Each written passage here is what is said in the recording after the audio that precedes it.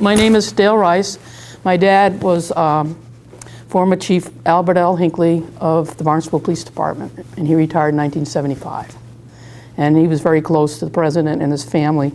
All the years he worked at the department, he knew what was going on over there. And he was a young patrolman when they were here on vacation as kids, so they got along very well. My dad was invited to be on the inaugural committee in 1961 for security, and you were only invited to be on.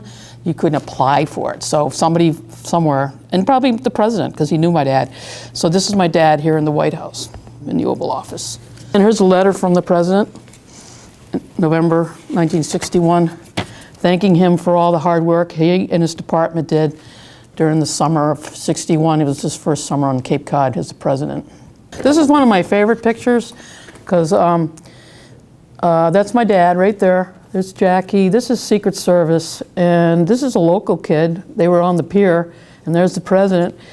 He would walk down his street to this pier and take a dory out to get onto his, he didn't have a sailboat. I believe it was a motorboat, the Honey Fritz. We were at school. I was at the Austinville Elementary. I think I was in 5th. It could have been in 6th, but I think it was probably 5th grade.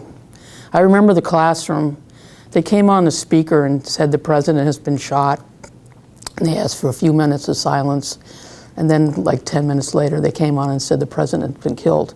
And we were little kids, but we knew what was going on. We were devastated. That was our president. He was from Barnstable.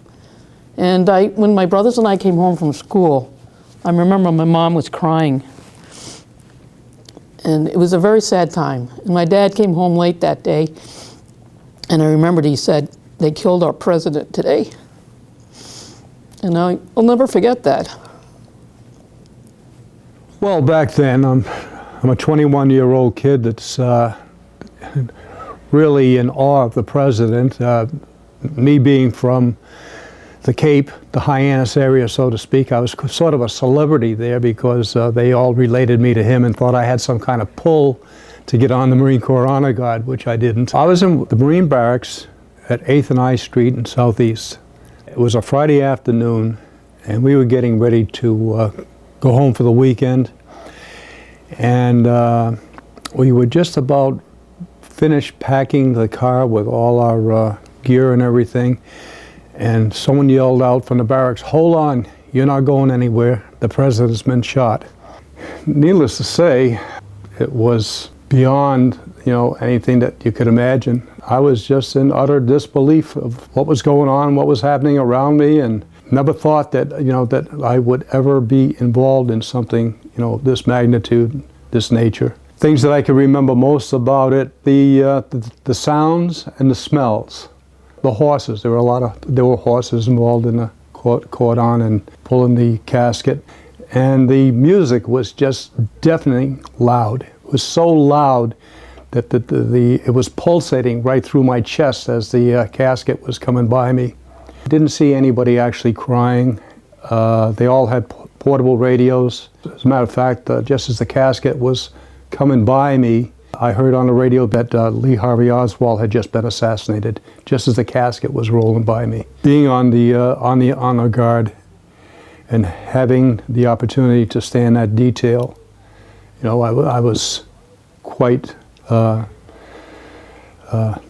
not happy, but lucky. I think I felt lucky that I got to be there. I was 11 years old in 1963 when the president was assassinated.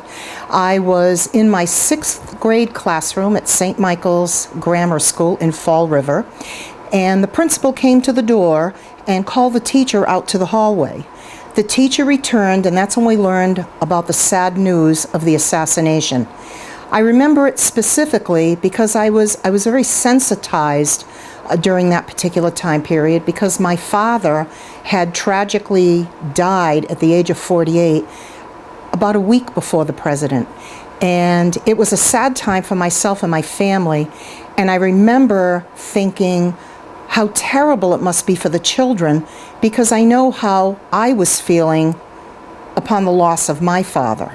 After thinking about it and watching the ceremonies on television, I decided to write a letter and send a condolence card to the First Lady and the children of the President. I did that shortly after the funeral services, and a short time later, I received an acknowledgement of that letter of sympathy from Mrs. Kennedy.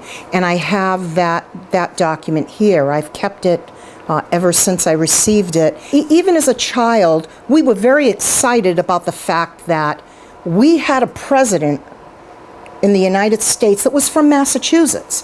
It was very exciting for Massachusetts residents. So as you can imagine, we followed the president and his family in their activities.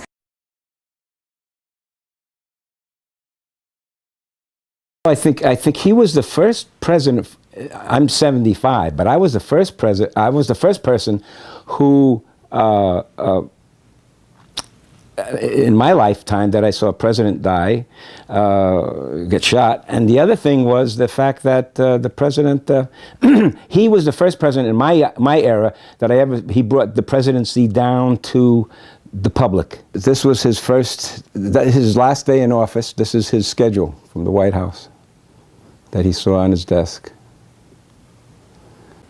This is a letter from, this is an affidavit signed by Jack Ruby, declaring that he's legally sane, which is interesting because that was his defense, that he was insane. This is a eulogy by Senator John McClellan of Arkansas. This is the letter of the priest that was right there when he said, Father Thompson parked the car while I was escorted by a policeman to an emergency room, excuse me, where I found the fatally wounded president lying on a portable table. He was covered with a sheet that I removed from over his forehead before administering the last rites of the Catholic Church.